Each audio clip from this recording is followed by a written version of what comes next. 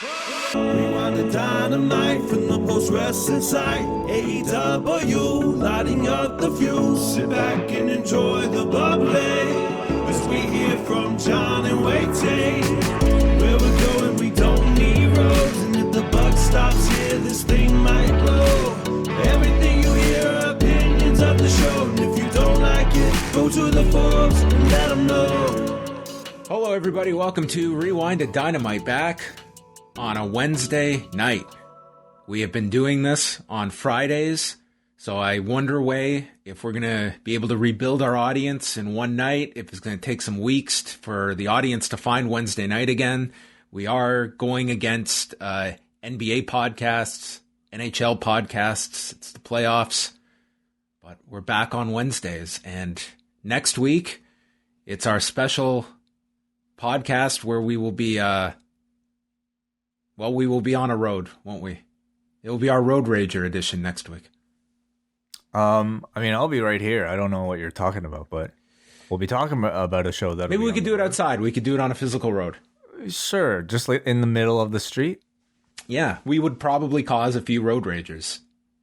I think the audio quality would be terrible, but it's nice to be back on a Wednesday. You know, it was nice to not do shows on Wednesdays, but I definitely don't miss sort of these extended marathons on Friday and Saturday. So I welcome back the regularity. Well, regularity we are in fact back to. So it is time to dive in to a brand new month at Post Wrestling, because by the time most are listening to this, it is July 1st. July 1st. Yes, it is. We have a really exciting July coming up, don't we, John? We do indeed. We have lots of stuff at the Post Wrestling Café, and I'm going to first make mention, for those of you listening, hopefully none of you signed up on Tuesday. The worst time of the month to sign up, but now on Thursday, perfect time to sign up and catch our latest Rewind Away with some great feedback so far for those that have heard it, chronicling the feud between Chris Jericho and Shawn Michaels from 2008, a real in-depth look at all of their key matches that year, the major segments, including the SummerSlam angle with Rebecca Hickenbottom. And we were joined by not just our Espresso executive producer, Jake Simpson, but also former WWE writer Brad Corbett, who was on the SmackDown writing staff during this period of time in 2008, 2009, and he joined us to kind of give his behind-the-scenes notes on this feud and observing the work of Jericho and Michaels from a writer's perspective. An incredibly pleasant surprise, and I thought a great addition to a podcast that I think, honestly, is probably one of our best Rewind-Aways. I really love doing the show in this format. I feel like I was able to gain a whole lot more out of these matches and these stories and just the entire experience of the feud by watching it this way. So I hope you guys, if you had a chance to listen to it, you enjoy it. And you know what, John? For those of you who are not patrons, who maybe aren't sold completely on this whole Post Wrestling Cafe Patreon thing of ours, we're going to give all of you the first half of the show for free on this very feed on Friday.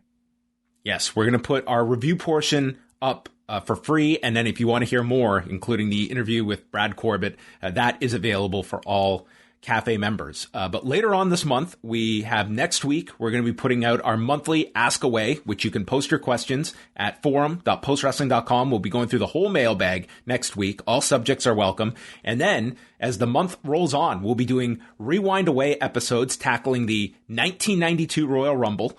That will be coming out July 13th, and then Black Widow will be reviewed on July 20th. That Wai and I are going to watch and probably take out mortgages on our homes to pay for this thing on Disney+. Oh, it'll probably be like $30, and who knows how much it'll be in Canada, but I think it'll be worth it. And you and I will be joined by WH Park, so I think this will be called perhaps an MCU later, maybe the John Pollock debut on MCU later. Okay, however you want to brand it. And then we'll wrap up the month of July with another Rewind Away on July 27th, going back to WrestleMania 28 in 2012. This was once out of twice in a lifetime, involving John Cena and The Rock in Miami. which we did, in fact, cover live. Yes, we were there. I remember that trip. You know, the show, I don't really remember all that well, to be honest with you, the rest of it, other than the main event. So looking forward to this. Well, I remember what you said to me that night when we were there in the stadium. You said, you know what, John, in 9 years, I'm going to really digest this show in its proper format. I just can't fully take it in here live. And I said, you know what? Yeah, let's earmark this for 2021. He said, good idea. 9 years is the perfect length from attending a show to reviewing a show. Was that Hell in a Cell as well? Hell in a Cell with Triple H and The Undertaker. That was one of the big matches on the show. And then also this month, patrons will get a post-show after New Japan's card at the Tokyo Dome. And we'll also have coverage of UFC 264, which is McGregor versus Dustin Poirier. Slammiversary we'll have a post-show for. Money in the Bank.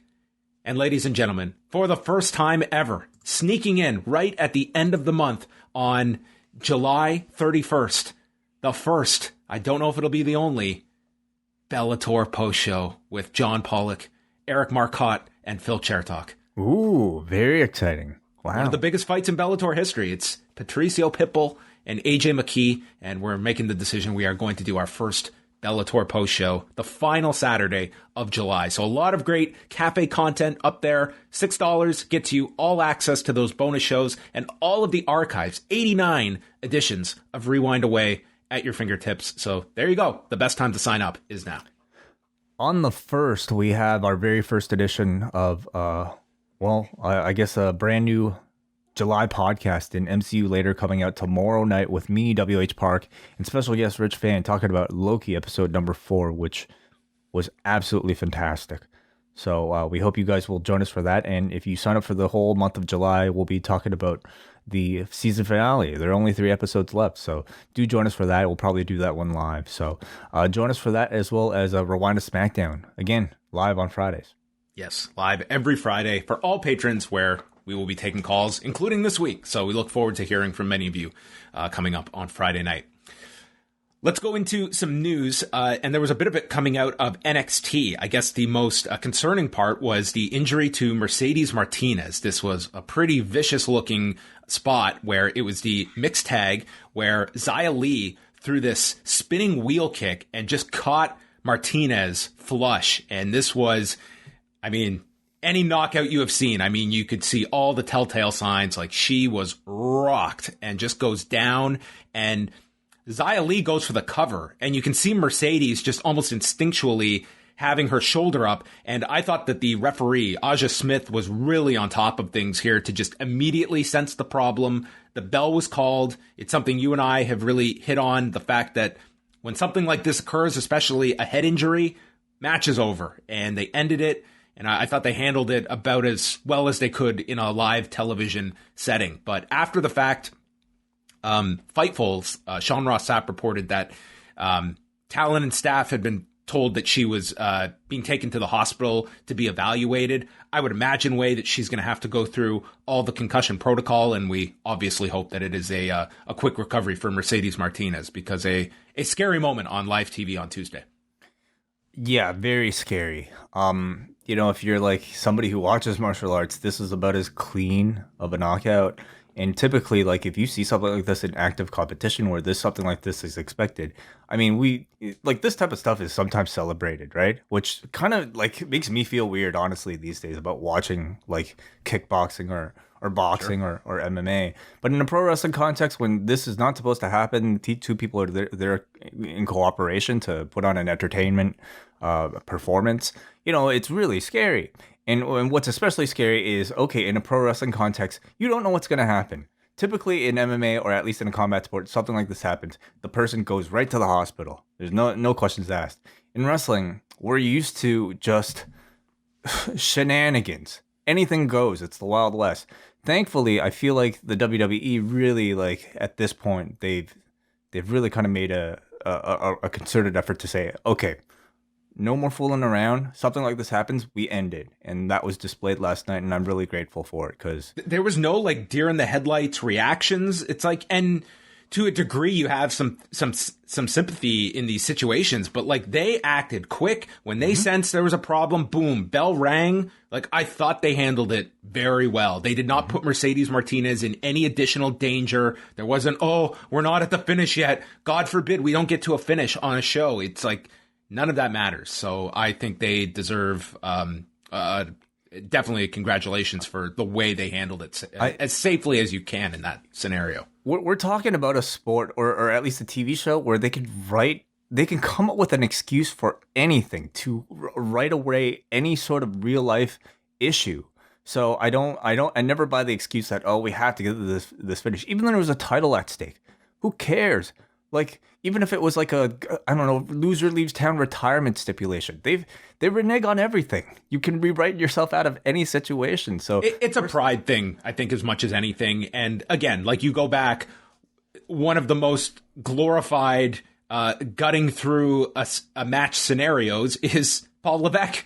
I mean, that is one of the hallmarks of his career. Now, granted, not a head injury, but nonetheless, a very serious, debilitating injury that he is continuing and that he continued with for several more minutes with. And that is a ultra celebrated feat of strength that Triple H was able to project. And yet when Daniel Bryan had the stinger on Raw and it was called off, like he was ready to fight Paul Levesque for that hypocritical call, even though they were completely in the right to protect Bryan Danielson from himself. That's where I think a lot of it's just pride in the performer to, that's what we do. We've always finished the match.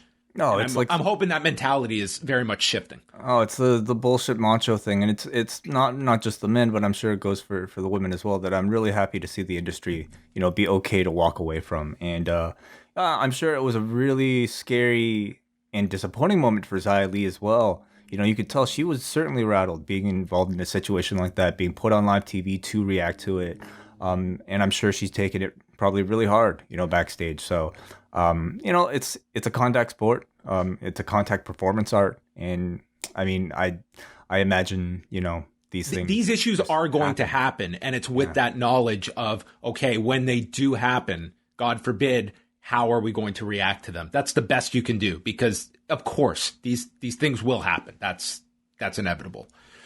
The other notable outcome on Tuesday was Bronson Reed losing the North American title to Isaiah Swerve Scott. And this comes after they had clearly been indicating a program with Bronson Reed and Santos Escobar. And with dropping the title to Isaiah Scott, I mean, it's like Great American Bash looked like it was all full for next week. I mean, you're only going to put 2 and 2 together here and assume that Bronson Reed, with the recent look he's had on the main roster, are his days numbered in NXT. I think that's the only conclusion people are going to come to. That would be the assumption. Yeah. I mean, interesting, I guess, that it wasn't Santos Escobar to be the one to take it from him. I would imagine he was probably going to beat Santos, maybe just keep the belt a little longer. But ultimately, maybe Swerve was the destination for Bronson to lose to anyway. He is Hit Row is incredibly hot right now. And I mean, I'm excited actually, maybe this will be a blessing in disguise, certainly for NXT, maybe certainly for them, but maybe for NXT overall, because that is a group that deserves a whole lot of attention right now. And having a title on them might just be the thing. What did you think about the segments to build up Karrion Kross with Johnny Gargano, where Gargano and his muscle, Austin Theory, like failed at every turn 2-on-1 to try and get the upper hand on this monster? I mean, it's a little awkward because like you're dealing with two heels right now, and Johnny Gargano like being put in a position where I feel like he's probably just being a babyface for this particular feud, and therefore they were trying to dig into like that sort of great like underdog babyface never give up type of thing, while at the same time trying to remain somewhat faithful to this like comedic heelish character that he and Austin Theory have created. And as a result, maybe it wasn't ultimately all that successful. From the sounds of it, because is this a Johnny? I thought just from a story perspective, I mean, I just thought it was a mess. It's like you can't top this guy 2-on-1. I have no desire to see this singles match. Yeah. I don't really disagree. So next week's show has Adam Cole versus Kyle O'Reilly, MSK against Ciampa and Thatcher for the tag titles, Candice LeRae and Indy Hartwell against Io Shirai and Zoe Stark, who became the number one contenders in I thought a pretty fun opening triple threat that they had, beating Raquel and Dakota and Ember Moon and Shotzi Blackheart. And then the fourth match for next week is the $1 Million Championship match between LA Knight and Cameron Grimes. So very stacked Great American Bash that they have next week. Yeah, it looks like it's a pretty big show. I hope we get the more the express lane version of Adam Cole and Kyle O'Reilly, the sub 40-minute version. I imagine on a TV show you probably have to. I'm curious. They didn't say anything about like the commercial break gimmick that they usually do for these. Like if there's going to be limited commercial breaks, if they're going to have that, because this is one of their specials that they don't have to worry about fans going back and forth. Do they exercise that limited commercial free aspect that they had done in the past? I guess I don't really know if they would have the same incentive this time. I mean, they still do picture in picture regardless, you know? Yeah, it'll be interesting to see just because this is the first time without one. Some other news and notes here. So AEW stated on tonight's broadcast that they're going to be running the Now Arena, which is the former Sears Center in Hoffman Estates, Illinois. They've got All Out booked on the Sunday, September 5th, but they're also going to run Dynamite on the Wednesday, Rampage on the Friday, leading into the pay-per-view on Sunday. And I guess that there is part of the, push is for people to make a trip out of this. Do you think that is too long of a week for a lot of people when you're looking at trying to hook them for a Wednesday? I can see the Friday-Sunday combo with AEW planning stuff on the Saturday, throwing in Dynamite, like that's a big ask, I would say, to run the same building, a 10,000 seat building, 3 times in 5 nights. Yeah, the jumps are might be a little bit more awkward than, say, you know, what we used to have with, like, or at least like what WWE has right now with the Friday, Saturday, you know, Sunday, Monday type of schedule, or maybe even Saturday to a Tuesday like they used to have. Then again, it's like, I mean, it's Chicago. You know, there are a lot of people coming in from out of town, you would presume, for this one. It's a big city, and I'd be curious to know if, like, any indies run, you know, some shows around it, either on the Thursday. Like, it's a perfect slot for some of those promotions looking to get back on their feet. You know, whether it be the Saturday would really be the prime time. Would a StarCast make a, like, I think StarCast was a big, like, that was kind of the glue of those weekends, was like all this extra stuff that they had planned around it. And I would say, like, that is one thing, like, throughout this pandemic, they have not had the conventions to piggyback off these weekends. Well, if not StarCast, I imagine they would do their own thing, right? Like they did last time. This would have been the one I would try it if I was AEW. I mean, maybe they could still do it, but, you know, you would want to have that information out there with all these tickets going on sale. Kevin in the chat is saying GCW and AEW are both running shows during that week. Another note was from tonight. So since we had talked on Monday, the news had come out that Sonjay Dutt had apparently given his notice and left WWE recently. And then tonight, PW Insider reporting that he was backstage at Dynamite, and it's expected that he is going to be taking on a producer role at AEW. Wow. Very interesting. So good for Sonjay. Yeah, good for Sonjay. Yeah. I mean, what maybe have you heard, or what do you know about maybe like what some of his responsibilities might have been for WWE? Are you very aware of what he might bring? I mean, he had come in like 2 years ago, and he was on like the main roster as a producer, and then had gone down to, and he was working in NXT up until his exit. So I don't know like what his rationale was, but I mean, clearly like pivoting over to AEW, I mean, obviously saw some incentive because it was his call to leave WWE. Interesting. New Japan has, this is incredible. I was looking at this. First of all, they've got their 2 shows coming up over the next 2 days. They're free shows on New Japan World, which includes Friday's show that looks very good on paper with Shingo Takagi against Yuya Uemura and Kota Ibushi versus Yota Tsuji. And it's also going to have the Never 6-man tag title match on top. No Okada and no Tanahashi on these 2 shows coming up at Korakuen Hall. Then I was looking at the schedule, And so the Olympics start on July 23rd. They're running the Tokyo Dome July 25th. And then from July 27th to August 27th, 1 month, they have scheduled 13 dates at Korakuen Hall in that month, 6 of which will happen and overlap with the Olympics. This is nuts. Absolutely nuts what they are doing to the market in Tokyo. I can't believe 13 days. It pretty much works out to almost every other day. New Japan is running Korakuen Hall, and this is at a time they're doing historic lows in attendance at this venue. It sounds like it's going to be like a Vegas residency, you know? Come to Tokyo. I mean, I don't know what the tourism situation is like, what border control is like in Japan right now, but I would assume maybe, number one, maybe they had no choice, and I don't know, just, or number two, maybe they were hoping to rely on some of the tourism from people coming, stepping through Tokyo throughout that period. But I wish them luck. And then we have just a few things here to wrap up here. Did you get to hear any of Peyton Royce and Billy Kay on Yes. Renee Paquette's podcast? So one of the big topics that they talked about, and Andrew Thompson did transcribe the answer, was their big issue that they have, even though their non-competes are coming up in just a couple of weeks because they were part of the April cuts, is the status of their green cards. They said, we're not allowed to work until we get those or until we can find some sponsorship anywhere else. They said, we're excited, but we have all this freedom and we have so many ideas, but we have to pump the brakes because we can't do any of it. They're doing a podcast, which they said they're not making any money off of. It's purely just to get our name out there and kind of stay relevant. It's been tough just knowing that we have all these things we want to do, but we can't do it. And said that we've been in this process for 4 years, which is basically unheard of. And the fact is that they're just dealing with this apparently extremely difficult process of going through the government of getting their green cards. And that's going to stall.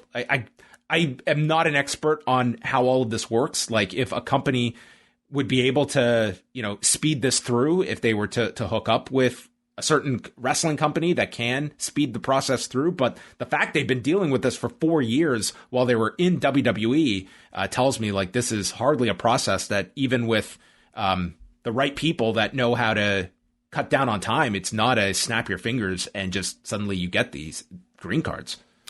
It is something as a wrestling fan, we don't really think about when we're thinking about, why a wrestler might stick with a particular company. But in this case, I think, we can all appreciate them being so honest about some of these issues. And it's a major factor of, one of the really shitty things about this whole thing that makes it even worse.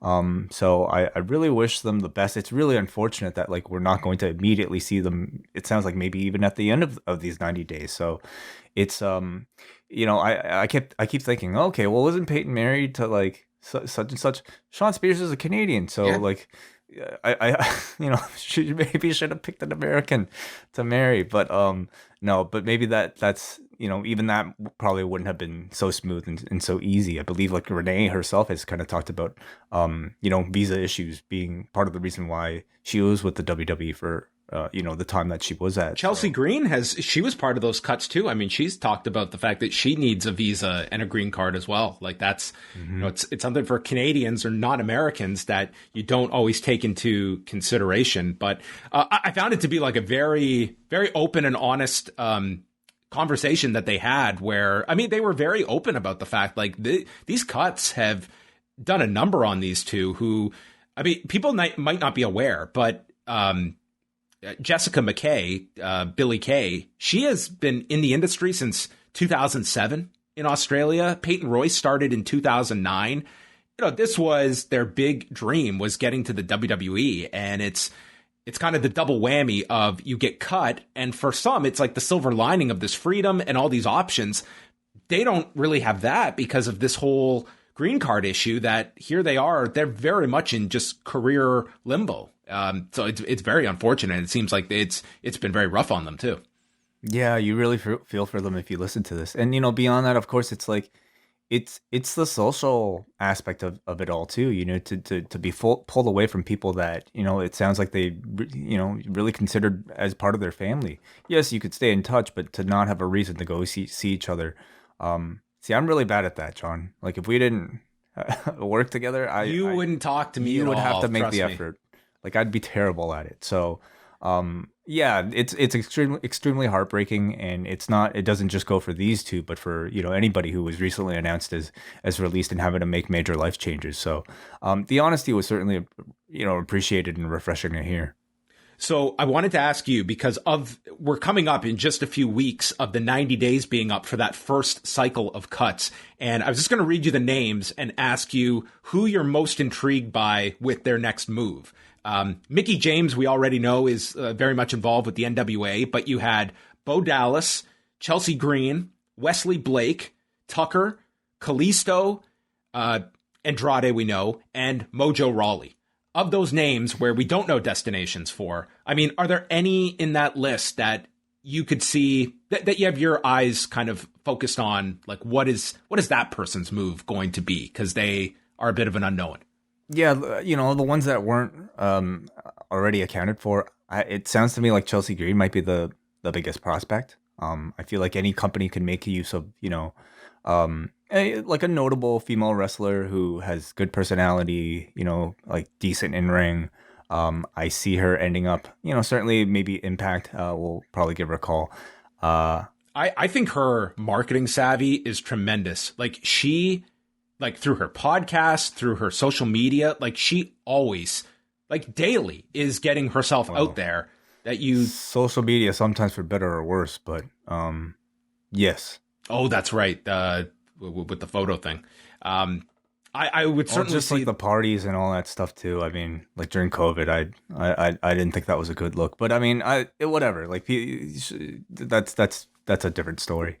I'm kind of curious in Mojo Rawley, a guy that was, very highly touted in WWE when he was first signed and did not really reach that potential.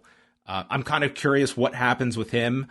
A Tucker, I'm even kind of curious with. Kalisto is someone that I think, tremendous talent that I'm certain is not going to have any problem finding work. But the ones I'm most curious are like your Mojos and Tuckers of like, what's the next move here? Yeah. I mean, what I'm really hoping to see is somebody that we're not even talking about right now, like making a major shift and doing a completely different 180 with what we've seen them in their WWE incarnation, surprising the entire world and catching fire. And there's plenty of opportunity out there, I would hope, because there's creatively, like they have no shackles. They can do whatever they want. And we will see if any of them show up at Slammiversary, which is now work this yearly tradition around these no-compete clauses. That pay-per-view takes place July 17th, so that batch would all be eligible to appear. And then Impact has announced that the Sunday and Monday following Slammiversary, they are opening up Skyway Studios and their TV tapings to fans. They're going to be doing 2 sessions per day, 3 to 6 and 7 to 10 p.m. on the Sunday and Monday. And I guess it'll be interesting at Slammiversary. In theory, they'll have the announcement for Bound for Glory if they will be going elsewhere, leaving Nashville for the first time since the pandemic. So that is what is going on in the world of Impact. All of your news can be found up at postwrestling.com. Lots of great stuff to check out there, including our most recent shows, including the Jericho Shawn Michaels show. So go check all of that great stuff out.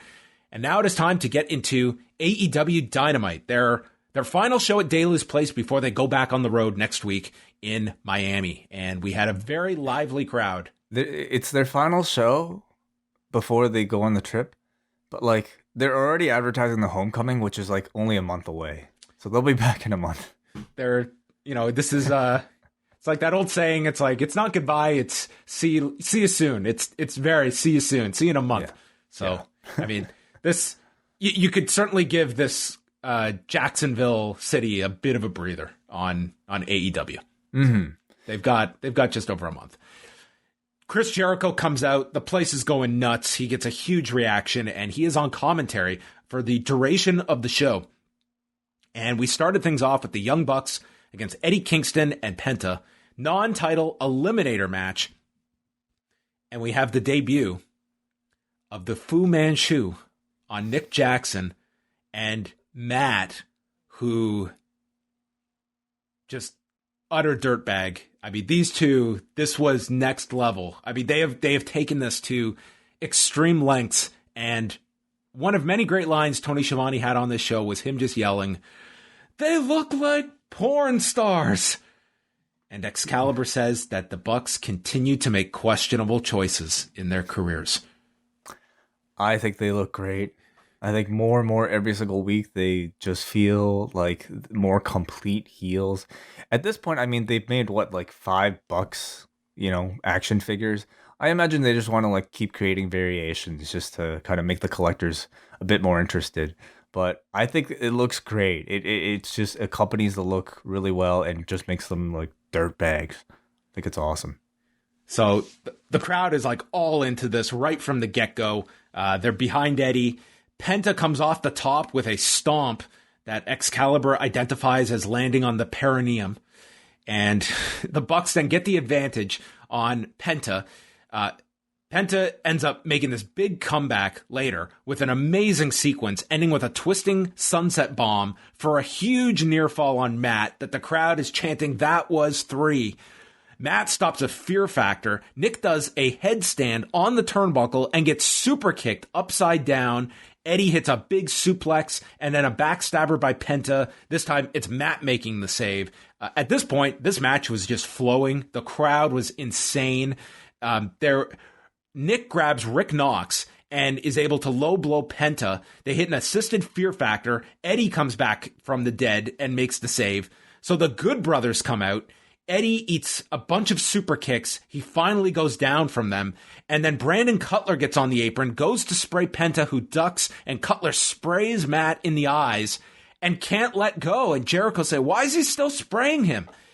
Then the Frankie the Punisher takes out Brandon Cutler. These spots with Frankie Kazarian have become highlights of these matches. The place just goes nuts for Kazarian. The Elite Hunter. Frankie Yes. Kazarian, yeah, it's working.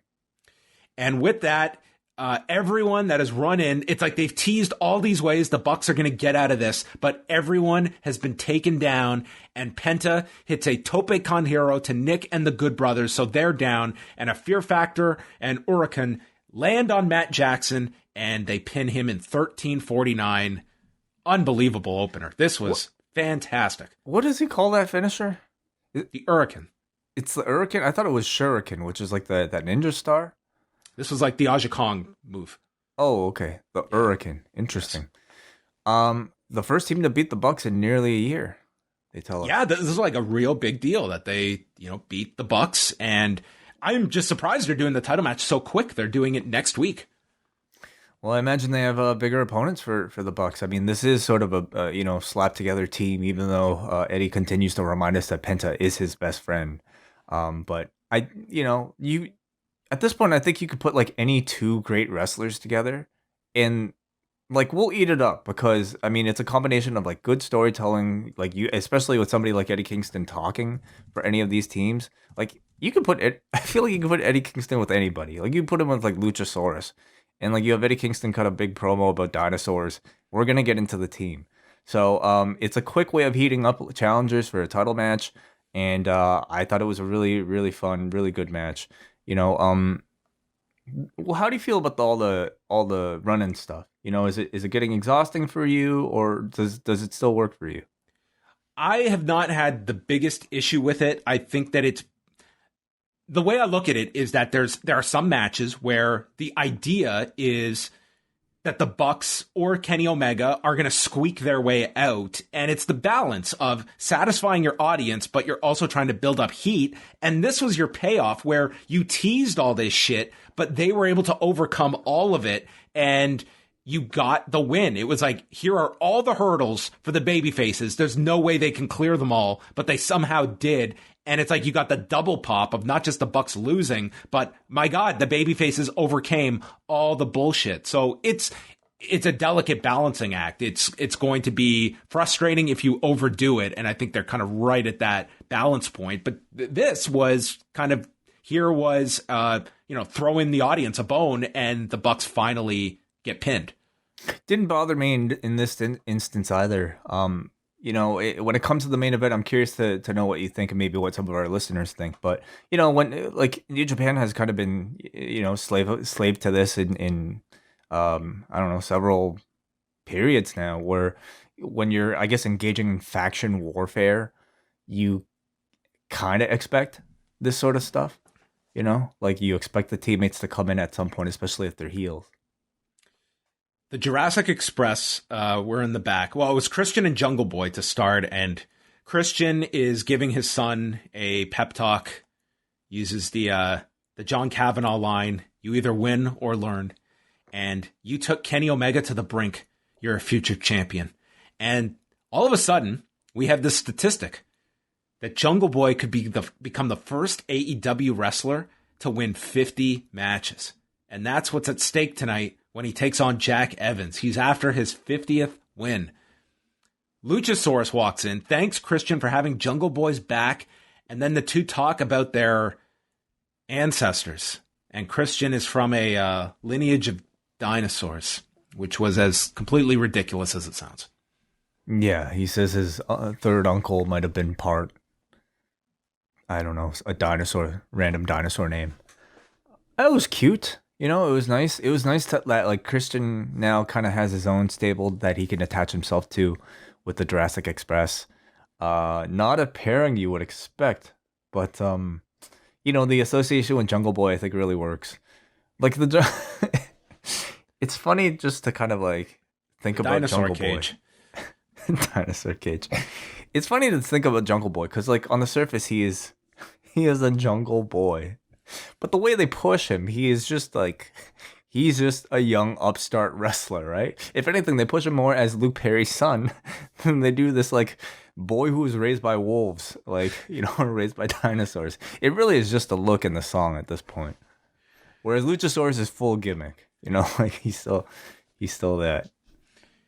Tony Schiavone is with the Men of the Year, and Ethan Page yells at the fans for all the boos, and he is going to exterminate Darby Allin. He goes over all the attacks on Darby, including on the indies, breaking his elbow and busting his head, and says that the coffin match will cripple Darby mentally. The crowd here clearly had some problem because they were chanting, "We can't hear you." But I heard him fine, so you know what, Jacksonville? Tough. Yeah, and it was really disappointing because like they started chanting, "What?" And, if I was there live, like, I don't really blame them, like, if they can't hear. But, man, I hope that they know that they were ruining what was a great promo here from Ethan Page. I thought Page was a total pro here. It's like he didn't get rattled. He just went through. It's like sometimes you would think, God, can they not hear me at home? Is this a disaster? But he just went, like, to the viewer at home, they had no idea until you could hear those audible chants from the crowd. He just cut his promo. So, he did not let it faze him. Well, for me, yeah, it was that was the big takeaway, was to see how Ethan Page would react to this, knowing that, like you could tell he was kind of a little caught by it upon hearing it. He's in the zone. He's like, delivering these lines. Then he's like, faced with the realization, okay, maybe they can't hear me. But he stayed in character, totally unfazed by it, a complete professional. He says every time Darby goes for a coffin drop, he's going to end up thinking of Ethan Page, and he's going to put him in a coffin and shut the door on Darby's confidence forever. So Sting comes out, wheeling out a coffin, which has Darby inside of it. They attack, includes a scorpion death drop to Sky as Page is choking Ethan and gouges his eyes. Page is able to get away to the floor, and Page says the match next week is off. And you are going to have to agree not to touch me the week prior, and maybe we can face at Fyter Fest, which is the 2-night deal on July 14th and 21st. So it just seems like they have overbooked next week's show, and this is going to get moved to one of those two Fyter Fest dates, which I don't have a big problem with. I think you were kind of between a tag title match, a strap match. Next week's show did not need a coffin match on top of it. So, why cram all this into next week and move this to either in 2 or 3 weeks from now?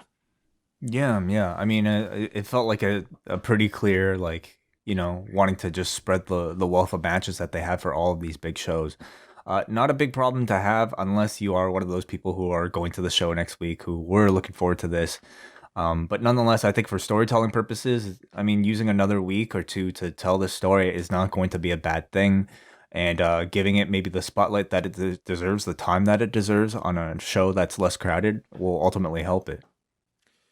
Then we go to a shot of Jericho with his brand new List of Jericho book, and he's just holding it up. Are you aware of how he's self-publishing this book? Not really. What does that entail? What does that mean? So this book, it's his record book of all of his matches that from the beginning of his career in October of 1990 right up until the 30th anniversary match he did last October. And so he's been keeping this record book, and he's ended up like putting the whole thing together with like lists and other commentary, stories behind it. And he went to a publisher who said it's too narrow an audience. It's just not going to be, I guess it's not going to have a wide reception. They don't know wrestling fans. Well, that was Jericho's explanation. It's like, yeah, this is not going to hit every single audience out there, but it will for wrestling fans. And again, I'm not an expert in the book industry, but when Jericho puts out a book, my God, this dude pounds the pavement promoting his stuff. And at the very least, this thing's going to get plugged on TNT every single week. You're telling me that there's books you're greenlighting that are exceeding this level of promotion? Yeah. I'm sure these guys are going to make a ton more by eliminating the middleman. But I did look at the site. Like, to order this book, if you're in Canada, it's like $55. So there's significant added costs, I think, when you're eliminating a publisher, for instance. Like, this is not on Amazon or anything. Oh, it's not. So if you're independent, as of the last time I checked, you have to order it off the website. Okay, interesting. But anyway, so he did this deal where he had Excalibur pick a number of whatever match number. So Excalibur picked 539. And what was the match? It was on John Pollock's 12th birthday. March 9th, 1996, the big-ass Extreme Bash, where he wrestled Taz that Jericho gave 4.5 stars to, which is remarkable because that was a 6-minute match that ended with a DQ. So I do not know if that was, in fact, a 4.5-star match. Well, these are all his own star ratings, so I'd be curious to basically just see what he ranks at his own matches. Well, I haven't seen it, so I can't really tell you. Well, there you go. Maybe in the next week you can watch the big-ass Extreme Bash. I imagine it would be on the network. Matt Hardy is doing a promo. He is sending Jack Evans out to hurt Jungle Boy and does not care if he wins or loses. It's a hell of a motivational speech. So Jericho says that Jungle Boy could become the Floyd Mayweather of AEW, going 50-0, which is not the story. He is not 50-0. He is going for his 50th win. But Jericho repeated this at the end and then realized, wait a minute, this guy just lost on Saturday, and corrected himself that he is not 50-0. No. So not exactly the Floyd Mayweather, but 50 wins nonetheless. They went through a break here. What I liked about this match was that you could see Jungle Boy wrestling with a bit more of I would say like a confidence in him, like this idea that he's come off this match where he came very close to beating the champion, and this is a bit of a more serious Jungle Boy. This is like Jungle Young Adult, and he ends up Jungle Teen. Evans hits the Spider German, but Jungle Boy lands on his feet and pulls off Evans into the snare trap, and the place exploded for the submission. Just a good like rehab win for Jungle Boy, and I like the fact they put him right back onto TV instead of taking him off for several weeks. You had this big match on Saturday, and boom, he's right back. You should not forget about Jungle Boy, who is still advancing after this match on Saturday. Yeah, so often we've seen, whether it be a TNT championship match or like, a big AEW title defense against somebody who's kind of up and coming from the card. They get that big moment where they challenge and they, get a great near fall, but ultimately they're completely forgotten about. This is especially the case when it comes to the women's division in AEW. So to me, the follow-up was incredibly important to be able to see whether or not they truly have future plans or immediate plans, I should say, for Jungle Boy. And at least this week, it seems like they do because this was, I think Jack Evans was like the perfect opponent for this type of role to showcase Jungle Boy. That snare trap is a move that is incredibly over at this point. And, it keeps that momentum up and prevents him from just fading back into the background. And 50 wins. 50 wins. Listen, I mean, it is one thing that, I mean, it gave a purpose to this match, that there was something this guy was fighting for. Like, I imagine that every single viewer prior to tonight had no idea how many wins he had, but they really hit you over the head for the first half hour of this show of, hey, he's going for his 50th win. It's like there's a 0 at the end of this. It's important. And he's the first one. He's apparently the first one. The Hardy family office comes out and everyone's attacking. Christian goes after Matt Hardy. He chokes Matt with his jacket. And then Evans comes in, which allows Matt Hardy to escape as we continue the build towards the inevitable showdown between Christian and Matt Hardy. Can't say this one has grabbed me.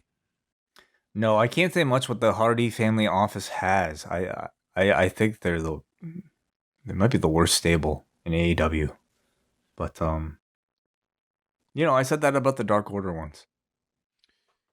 MJF cut a promo. He outsmarted Chris Jericho by becoming the fox in the henhouse. Then he out-wrestled Jericho and outclassed him on the mic. Jericho has turned this promotion into his version of Looney Tunes after using the bubbly attack on them, destroying their limo. But it's Jericho who's the joke. You used to be so cool. And how low are you going to stoop, Chris? And he says that next week he will announce his stipulations to give Jericho one final match with him. And then once he beats Jericho, he is to leave MJF alone for good. And even snuck in an Ed Whalen line here in the meantime and in between time. Then shifts his focus to Sammy Guevara tonight and says that after tonight, everyone will be saying Sammy is the future because MJF is the now. And you can go on your vlog to tell everyone I'm better. And Jericho got the reaction here saying that short of running him over with a Mack truck, he will accept the stipulations that are laid out next week. But tonight, MJF has to beat the Spanish God. So we are obviously building up towards MJF Jericho. Do you think that one, do they hold off on that all the way until All Out? Or is it maybe they do this at Rampage on the first week? Or there's a lot coming up in this summer. If they're outlining this next week, you remember they did this with Cody, where MJF came up with all the obstacles for Cody that you could put Jericho through a gauntlet on TV and then you get to All Out. Yeah, All Out is like 2 months away, and in pro wrestling, that is a lot of TV to have to fill to keep something hot, I mean, they're already, they pretty much already said Page versus Omega at this point. But with that story, you could tell like they're going through several maybe curves before really trying to get there. With MJF and Jericho, I mean, that feels like it's right around the block. So that Rampage suggestion is not the worst one. I think it's actually a pretty good one. But nonetheless, I do imagine this feud will kind of continue in some form all the way up till all Out.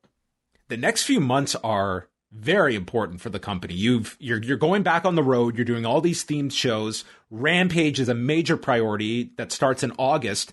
And then you're right into the build up for All Out. And September has 3 of the biggest Dynamites they've ever done with Newark, Arthur Ashe Stadium, and Rochester. Like the Blue Cross Arena is a huge venue. Like these are very big months for AEW coming up. Certainly. Yeah. Well, they have a lot of people. And I think at least in some of those markets, it's the freshness of the company itself, maybe being the hook, and coming out of a pandemic being the hook as well. Alex Abrahantes interviewed Andrade, who was interrupted for his big announcement by Matt something, not to be confused with Jake something. And this was subtitled, and we went back and forth between Spanish and English, and he suggests Andrade versus Matt something in Miami, the city of Latinos and the city of Scarface. Dude, this guy is poised for a giant babyface reaction next week. I think so. I mean, against Matt Sydal, he's going to get cheered. Yeah, no doubt. So, I don't think that matters. I think they should want that. You want Andrade to feel like the biggest star in the world on that particular, debut match. Did you find it interesting that Vicky was not a part of this? That's what I was going to say here. No Vicky accompanied by Andrade. So I mean, I don't think it'd be the worst idea if they quietly move Andrade. This, like we talked about it on the show, and I think that you've got, just to me, a golden alliance with him and Conan. Mm-hmm. I think there's a lot of options for him. Not to sell Vicky short, but like she's doing like comedy stuff, and I don't think it fits with Andrade. And they seem to be on two different planes on this show. Like they weren't paired together. Yeah. I have to imagine maybe they realized that because, I mean, Vicky was, either their excuse is that Vicky was preparing for the match and wasn't available for this, but or that maybe they've broken up that thing, and I don't think that's a bad idea at all. I also, though, didn't think this was all that great either. Like, I don't think these backstage interviews are the best way to showcase Andrade. I would shoot vignettes with him at some sort of outside setting doing something as he's talking. They're doing subtitles anyway, so these are pre-taped, so they don't have to be live anyway.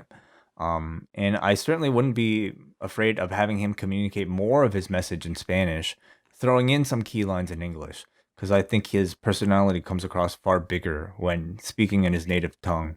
And yeah, so we'll see. Shivani brought out Kenny Omega, who came out alone, no Don Callis, and Kenny Omega got into his 2004 Triple H idolizing Lemmy phase. And I guess the Elite got like a starter barber kit. Man, like, I guess so. Either they grow facial hair like pretty fast, all of them, or it like this was some really great special effects or something. Yeah, but then they certainly reached into some sort of dye. Like they had almost had the Hulk Hogan beard dye. Like it was so dark. Kenny says he has beaten the toughest. He's beaten the best flyer, the best merch seller, the best athlete not named Kenny Omega, and the best up-and-comer. There's no one left. I'm going to take some time off. And then Edge's music hit. No. He said that he has belts in other promotions, so you can go see him elsewhere. But then the Dark Order stop him. They come out. Evil Uno says, "We think differently." And Omega laughs this off and says, "What, am I going to face Alan Angels?" And he says, "None of you guys are ranked." And the crowd starts chanting cowboy shit. And Evil Uno agrees. We don't have enough singles wins, but we know someone who does. And I just love how they just let the audience realize what they were teasing. The whole crowd is behind it, and they're just dangling it for everyone at home to just scream this guy's name. And Omega says, "I think I know who you're talking about, and you probably shouldn't speak on his behalf because that guy doesn't have the guts and doesn't even think he has the right to call himself champion," and he exits. I think that this program is going to be so great. It has been there in the background this whole time. They've always just given you enough to remember it. And now they're ready to pull the trigger. And my God, are they making you want it so badly? I thought this and the follow-up backstage, tremendous.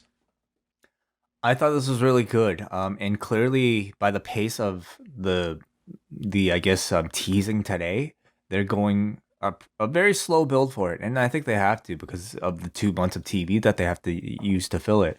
But I have a lot of confidence that these will be 2 months that'll be used to benefit the feud rather than, be used as a detriment. I have confidence that they will be able to peak for September because there's so many storyline elements to work into this. They have not, right now it's just simply the fact that, okay, Hangman is the number one contender and, he might not have maybe the confidence required, but nonetheless, he has a group of friends who are there to try to convince him otherwise. They're not even touching on the fact that these two are tag team partners. So you have all that to get into, maybe some history with them as part of the Elite. The fact losing it all out the first year. The fact that Page, was unsuccessful in the same city 2 years ago. yeah, so many different storylines to pick out that I'm really looking forward to. Maybe he's just going to have a confessional one week where he says that he hit rock bottom after losing that match to Jericho, and he did some nefarious cowboy shit. I went to the restaurant and I stole the belt from Jericho when he left it in. I stole it. Oh man, yeah. Without getting I threw it out the window on the side of the road, and they found it. Yeah, interesting. It would be, that's always a dangling thread somebody can. No, do not do that. I'm not being serious. Do not do that. So who is the like? It'd be like the who drove the Humvee, who stole the AEW championship from Chris Jericho? Yes. Brian Pillman Jr. plugged his match with Miro. He talked about not having faith growing up, not having parents, and Griff Garrison is like a brother to him. And Miro made it personal, putting his hands on Griff. You are not God's favorite champion. You're just a big bully. And I thought they were going when he held the B, and then boom, you're just a big Bulgarian bitch. I was like, oh my God, I seriously was all set. I was like, man, he teased the bitch, but he didn't go there. And then he hit me with it. Sucker punched me right between the eyes. Well, there's no Jade Cargill on this show, so I think we know who grabbed the bitch card on this particular episode. God, that alliteration. I love it. He sounded great. He sounded great on Saturday. He sounded great tonight. I thought a really quality promo from Brian Pillman here. Sounded so incredibly natural. Great delivery. And you know what? Injected his own real story into it as well. I thought it was a tremendous retort to Miro's religious promo. And it was so good that I was totally cool with him taking the bitch card tonight. He used it well. You got to earn the bitch. Mm-hmm. Yes.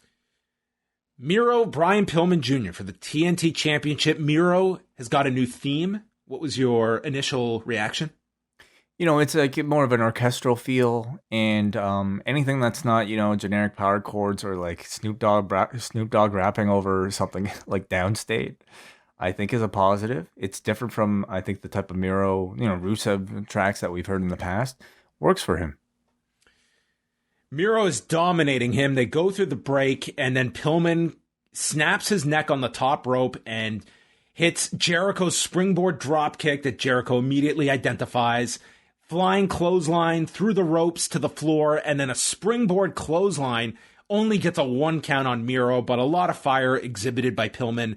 He hits a pair of super kicks after faking out Miro, but then goes for a third, and Miro has scouted it, blocks, head kick, and then we get the stomp, and game over. Goes to his back, and Pillman, he's about to tap, but instead he just goes out at 7:36. Big match for Brian Pillman Jr. I mean, arguably, they were saying on commentary, his biggest in his career. And I thought the kid was fantastic. This is a great showcase for him. AEW will often make these sort of, I would say, call them mismatches, where you don't expect the challenger to win anyway. But the fact that they're booked to put up a strong fight and, giving a strong, compelling performance while doing it, it ends up elevating them anyway.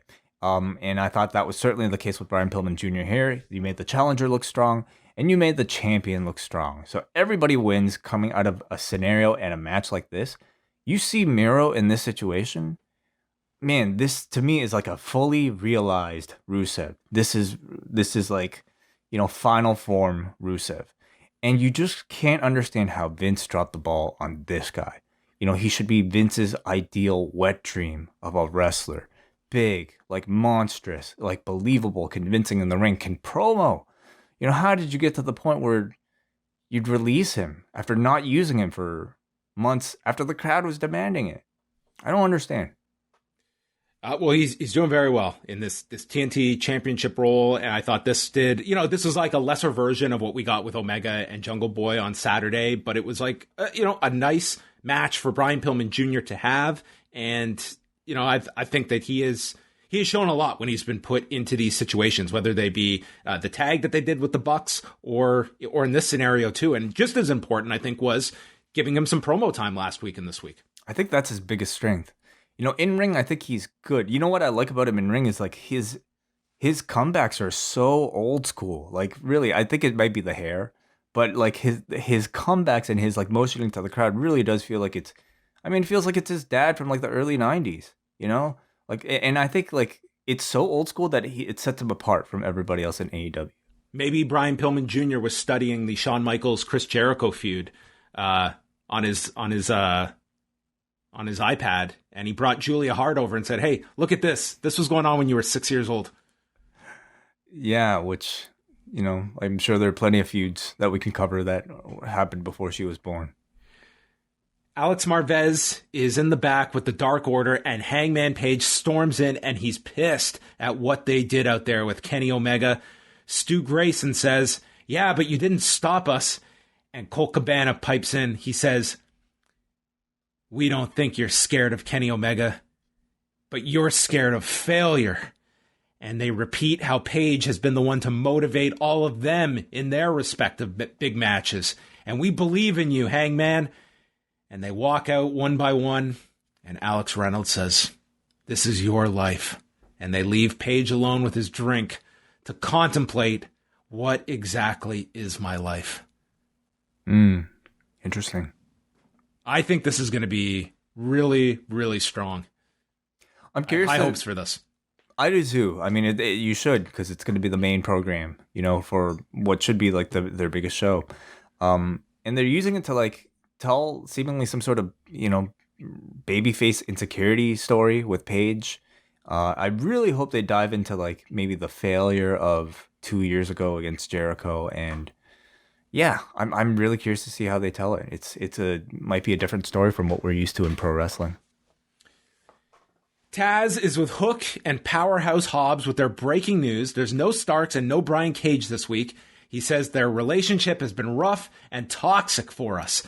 And then we got Hook saying, "I'm tired of this. I'm tired of this." Is this Hook or Dominic? This was There's a feud I want to see in like 5 years. That's the long-term play, I think. Yeah. So it's going to be Brian Cage defending the FTW title against the now medically cleared Ricky Starks on July 14th in Austin, Texas, for the first week of Fyter Fest. Glad to hear Starks is coming back. Yeah, very good news for him. Mm-hmm. So that is the next chapter of the Team Taz feud.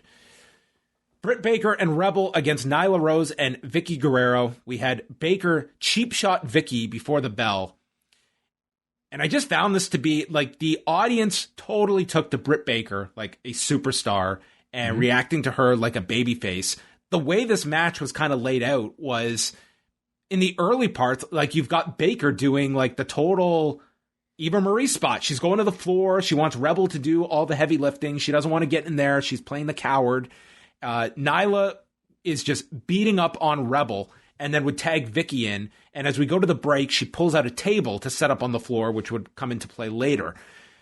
Then Baker gets in and is fighting with Rose. She avoids a beast bomb, super kicks her, puts the glove on, and then gets hit with a choke slam. Rebel comes in and makes the save after a flying knee from Nyla Rose.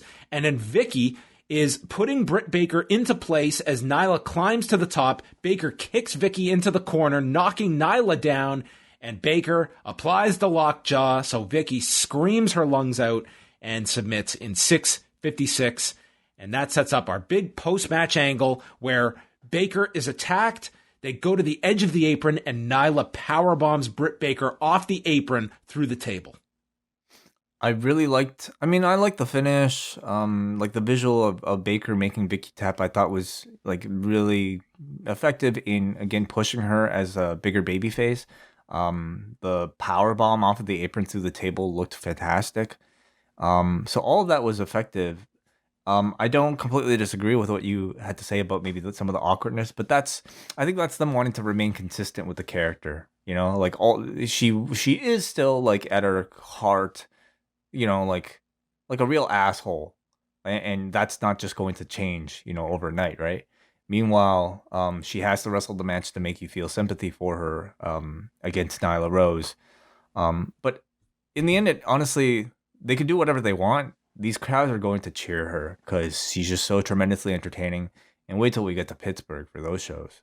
Well, that's it. I mean, she's going to be next level at those shows in Pittsburgh. And I don't think it's the worst thing that you can have a champion that can work with baby faces and heels. And I mean, that's a constant complaint when we see someone turn and all of a sudden everything that's informed that character is thrown out the window and all of a sudden they're just shaking hands and are complete opposite of what they were 2 weeks ago. So I just think that they're at a point right now where it's this difficult balancing act of Baker just kind of breaking through to this crowd that loves her, and it's been this heel persona that's the reason she has broken through. I feel like, some of the maybe finessing requires them to find ways to give her that same heel edge while making you want to cheer for them. Like, a heel. Man, I'm about to bring up Rhea Ripley, and I don't think it's a great example, but like, let's say Eddie Guerrero, like cheating to win a match. You want to cheer for a guy who does that because it's either clever, they're doing it kind of with the audience on his side. Whereas I felt like Britt Baker jumping off the apron and allowing Reba to get beaten up. To me, that was more cowardice and not necessarily something that, that you would even, that makes you want to cheer for this person anymore. Next week, they're in Miami, and this is our lineup for Road Rager. The Young Bucks defend the tag titles against Eddie Kingston and Penta. Strap match between Cody Rhodes and QT Marshall. Andrade El Idolo versus Matt Sydal. A Jericho MJF face-to-face standoff. First for AEW, they're doing a mixed tag with the Blade and the Bunny against Orange Cassidy and Chris Statlander. But the main event, in my opinion, we've got Wardlow and FTR with Tully Blanchard taking on Jake Hager, Santana and Ortiz with Conan. Conan will be there. He's back. I hope he gets to talk. We'll see. I don't know if they'll have time for talking. This is a loaded show next week. A lot of big stuff. Mm-hmm. Yeah. That Bucks Kingston and Penta match, that's got to be 20. Yeah, I mean, it'll be interesting to see the rating for today, but I mean, I feel like next week is their big push to try to get that audience back. That's left them for the past month. Yeah. Do you go the traditional route? The tag title match is your main event on the show, because they've also had a lot of success putting the Bucks on first on these shows too. Mm-hmm. Yeah, I feel like the focus will be the rating. So whatever I think they could do to capitalize on that. Yeah. They know better than me. I feel they end with the tag titles. I think that will be the big match that's built to throughout the 2 hours. We will see. We got a brief promo from Hager, Santana, and Ortiz. Hager just screams now. That's the thing. And FTR and Wardlow are going to get their ass whooped. Wardlow fought like a man, but then had that bitch, Sean Spears, jump into the cage. He screams about MJF punching Dean Malenko, and then Santana tells FTR to bring all the fight they have, because we'll have our dog to counter Tully the Snake. And that set up Tony Schiavone to scream, "Their dog in their corner will be Conan." Oh, man. Well, their K-Dog. Their dog, yes. K-Dog. Yeah. Santana sounded great. I mean, he's been on a different level lately on the microphone, and I'm glad he continues to get these spotlights. And I think I kind of feel like giving credit to Ortiz for Ortiz is really good too, but he's purposely he reacts very well. If you just pay attention to him reacting to what the partners are saying, he's very good. He's great. I think he's also almost purposely laying low to let Santana get that spotlight right now. He can you could, if you're in a stable, I could see everybody wanting to get their time, right, to get on the microphone. But Ortiz almost hasn't. We haven't really heard from him at all, too much, other than that one liner. And you know what? Either way, he's still very likable. So, but I'm glad Santana's getting all this time. In the main event, MJF against Sammy Guevara. 27-year-old Guevara, 25-year-old MJF. Mm-hmm. How old was MJF during the Jericho-Shawn Michaels feud? He would have been, gosh, well, you're years. going back 13 years. It was probably like 14. He's 25 right now. No, he's 27. Oh, sorry. I was looking at Guevara's age. Yeah, you're right. Yeah, he would have been 12. Yeah, crazy. So did you catch MJF's promo for the live crowd that aired on Fight? No, I didn't. Today? So, yeah, this is during the commercial break, and they tweeted it out. And he just addresses the crowd as, "You disgusting, fat, white trash pieces of shit. All the boys in the back are excited to have crowds back. Me, I already missed the pandemic." It's a great promo. Yeah. So the match begins, and MJF immediately goes to the floor. They start off, actually there was a leapfrog that they kind of messed up here, where it looked like MJF didn't get high enough, and Sammy Guevara just like ran right into his like crotch. Landed on his feet, recovered quick. It was fine. They went into all these pin attempts with backslides, inside cradles, and they have a stalemate, and the crowd's giving them a standing ovation for this. And then we get Sammy Guevara, who is just tremendous here. Double springboard cutter. We go through the break. MJF takes over and gets into the face of these fans on the floor. There was this one dude who was just losing his mind, and MJF just stood there like looking at this guy of what has life dealt you that has got you to this moment in front of me. Guevara stops him with a, as named by Jericho, one-man Spanish God fly off the middle rope. Spanish God fly. Yes. Dude, Jericho was like Joey Styles here. He named the Cuban Destroyer for Guevara as well, which he did a springboard into. MJF then introduces a chair, and it gets drop-kicked into his face, sending MJF over the guardrail. And Sammy Guevara climbs to the top, and he launches himself over the barricade with this somersault dive that looked so incredible. The angle they got from the perspective of the crowd, this should be on every highlight reel.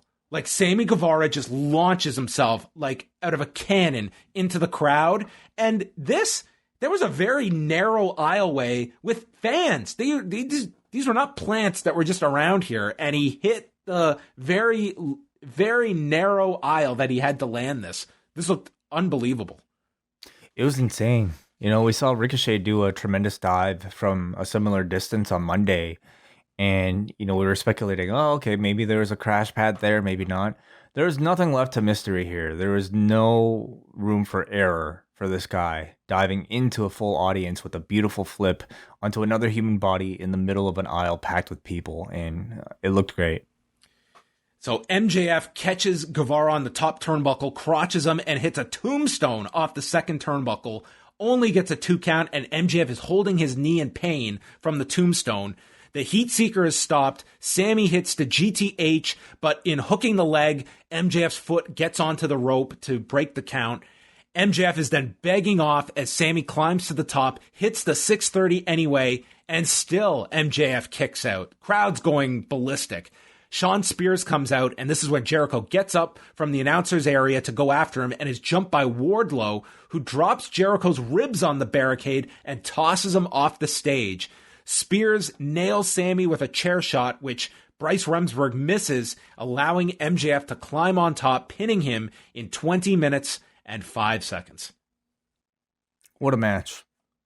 I mean, I imagine many people, myself included, might be disappointed in the style of finish, but I think the story ultimately is, when you're talking about TV, the story is what matters most, and it's a finish here that protects Sammy while giving MJF the heel victory, and I don't have that much of an issue with it. But let's talk about the match itself.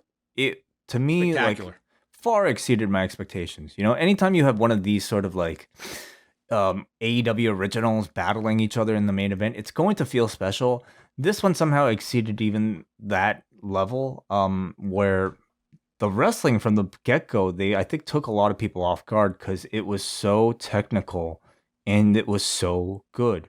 To me, like, MJF has been showing that like he might be as good in ring as he is on the mic. He's extremely underrated. I think his promos are so great that it somehow people don't look at, like, he has very rare singles matches. I mean, they don't happen a whole lot with him, but go look at some of like the big matches where he's had to deliver and has, like with Cody, with Jericho in this instance. He has had some really spectacular, the match he had with Jungle Boy that time. He's had some really great singles matches, and I somewhat equate him to Chael Sonnen as well, where at his peak, it was like this guy was such a promo that people did not give this guy the credit as a tremendous fighter on top of it. I thought both men just had a spectacular performance tonight, and I just love the fact that the announcers really pushed, like, these are the building blocks of this company, and this is something every promotion, you need to have, like, this age group of stars that are on the rise. It makes your whole future look so bright, and putting them in the main event slot was totally the right call. I thought this was a really excellent edition of Dynamite with the bookended the tag title or the non-title match, and then this. I thought they were two spectacular TV matches, but for Guevara and MJF, this was a very important match for their careers. Mm-hmm. And I think the added element of this type of crowd being there, who were hotter than last week, maybe as hot as they were for, like, a pay-per-view, it really made almost every match, feel that much more special, especially when you're talking about this sort of main event, where I love the fact that they pointed out everybody by the end was standing watching this. It was a great way to go out of Daly's place, at least for this month. And with a couple minutes left, they threw to a video with the unlikely candidates going through all of the progression of the Daly's Place era, starting with that first week where it's completely barren and you've got Cody and the Elite in the ring just pretty much reacting to, my God, it was almost like this theme of, what the hell are we going to do? Like, this is so out of our comfort zone. And the video, it's a lot of John Huber in the video, including some from the episode right after his passing that week. His entire, like, it puts into perspective, his entire AEW run pretty much took place there. Not pretty much, all of it did. Didn't he debut? He debuted after it was going to be in that Rochester show that got canceled. Right, okay, yeah. I guess in my mind, like, they had an empty arena show outside of Daly's Place, but no, you're right. Yeah, like, it was his whole AEW career was here during the pandemic. At Daly's Place, that's amazing, and that really seemed like forever ago. But I was not expecting a video like this. Like, typically I just, okay, it's like, goodbye, everybody. See you next week for WWE Dynamite. But, like, we'll talk about that later. It's a mistake, everybody. Like, whatever. Like, let's not crucify the guy over it. Anyway, I was not expecting a video like this.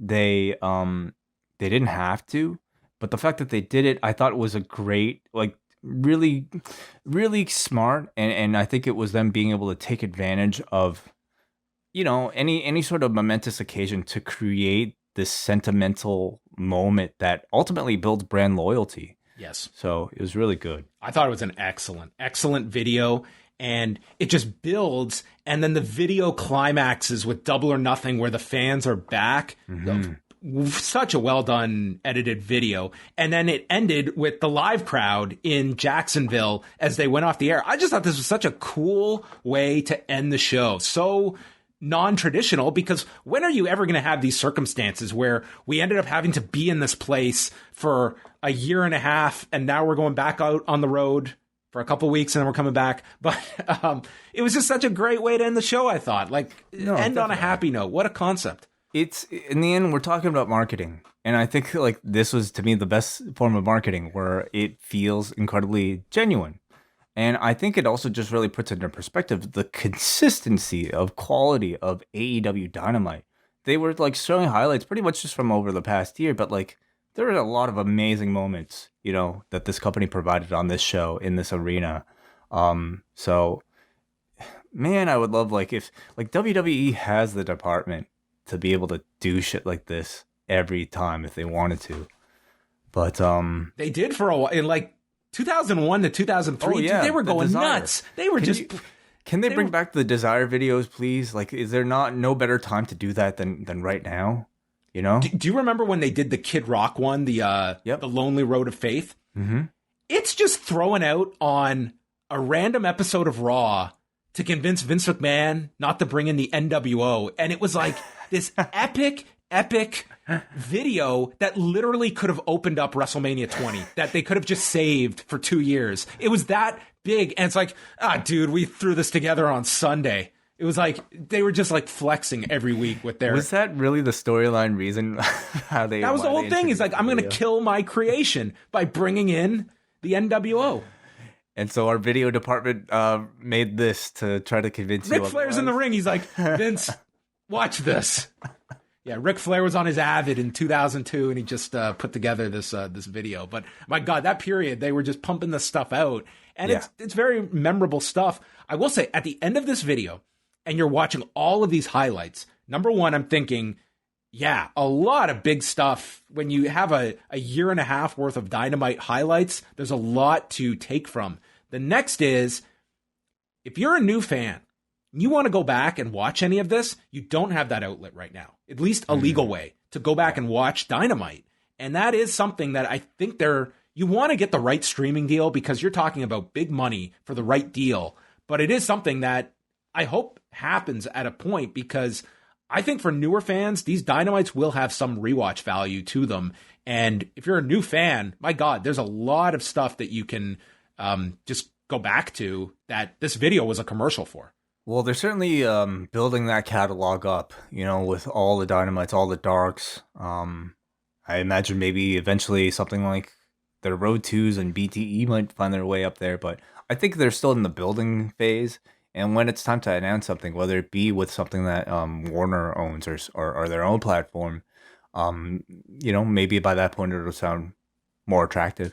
Maybe they'll have a search function where you can just do a drop down menu of like Kenny Omega, Hangman Page, and the whole feud comes up in a easy to digest playlist. That would be wonderful. We will see.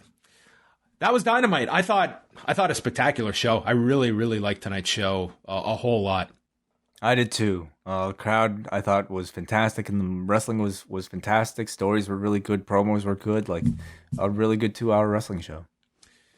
So we go to the poll at forum.postwrestling.com. 2 out of 10. A 9.08. Oh, that is very high. Well, I guess we scared all the trolls away from Saturday.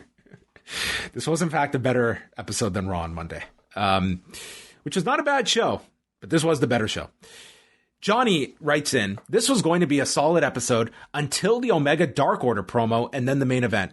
A great send-off to the Dynamite Daily's Place era. Sammy versus MJF was phenomenal, an excellent display of AEW's two brightest future main eventers. MJF is amazing in his character work, but I always forget how fantastic he is in the ring. While I don't like the interference in the match, it made sense. Their first match shouldn't have a clean finish and should build up anticipation for the rematch, but the moment I love so much is the Dark Order promo. The build to Hangman Omega is so well earned, and Hangman's character is so relatable. Dark Order telling Hangman he's afraid of failure, and that look of doubt on Page's face is too perfect.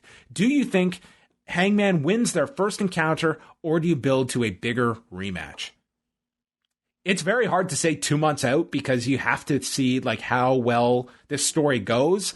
But if you're asking me today, I think Hangman should win that match.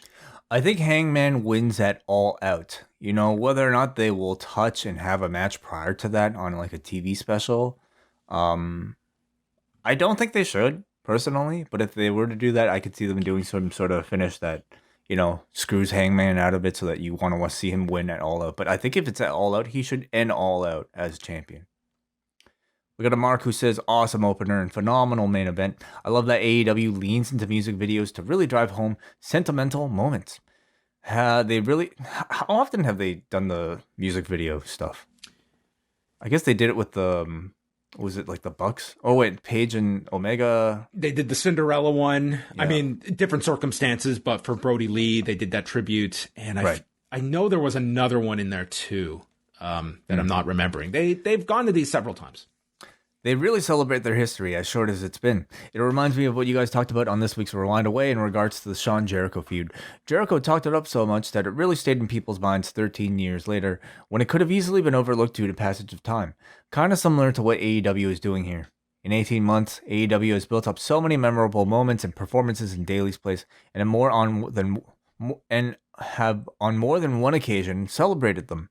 I'm not sure my point, but I guess I don't see a celebration of Thunderdome moments happening in the coming weeks. Are you kidding me? Come on. There's some good ones there. People being burnt on fire. Yep. Shayna stepping on the doll.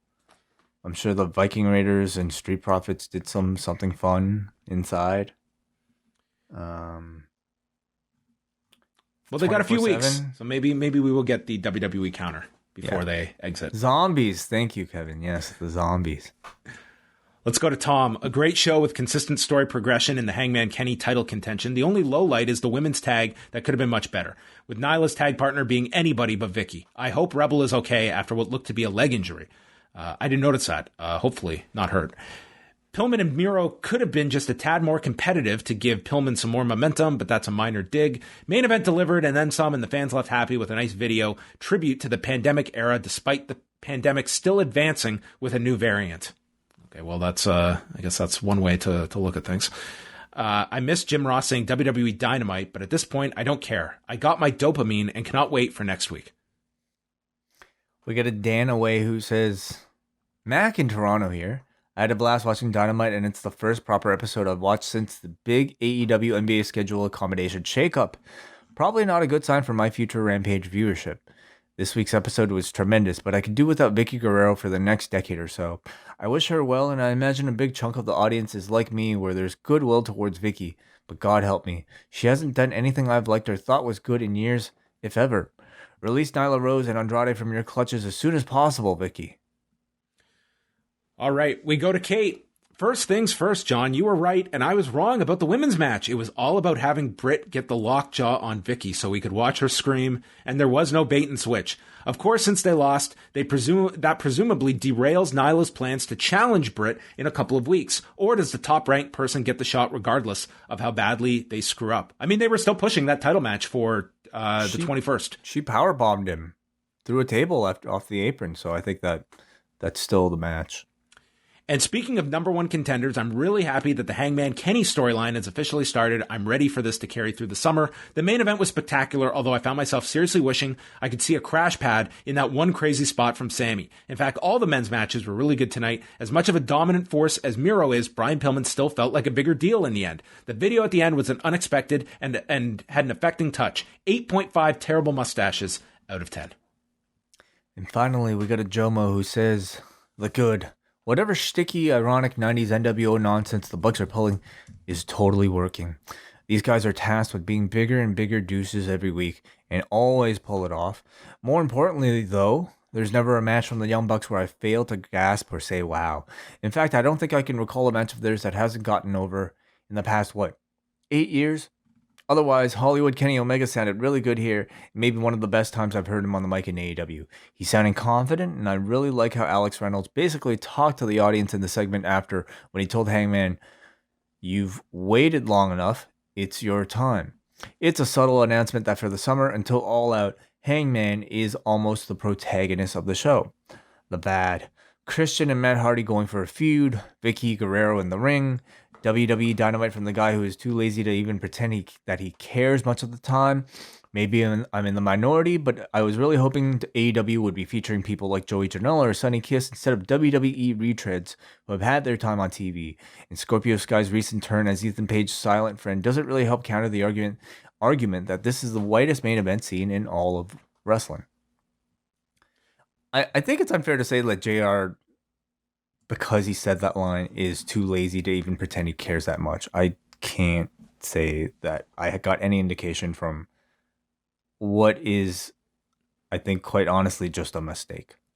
It's a slip up that you're going to have. And they happen to a lot of announcers that, you're not going to always take note of. I mean, people can have their opinions of like whatever announcers they want, but I think when you're going to the suggestion that the person doesn't care, that's where I think your argument falls apart. Like, you can critique the performance, but not the work that goes into it as well. Yeah, or the emotion of not caring. One thing that was tweeted to me, and I certainly did not put this together, and maybe I should have, so I'm glad that someone did note this.